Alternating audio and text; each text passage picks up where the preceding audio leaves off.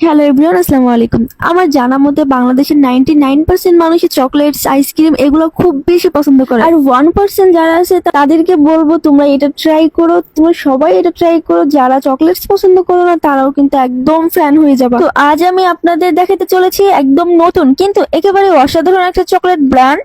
নামটা শুনলেই মিষ্টি লাগে, চকলেট ওয়ালা। আমি এখানে ট্রাই করেছি অরেঞ্জ, হোয়াইট, স্ট্রবেরি আর ডার্ক চকলেট। আর বলতে বাধ্য হচ্ছি এটা শুধু চকলেট না, এটা ভালোবাসা দিয়ে বানানো এক টুকরো আনন্দ।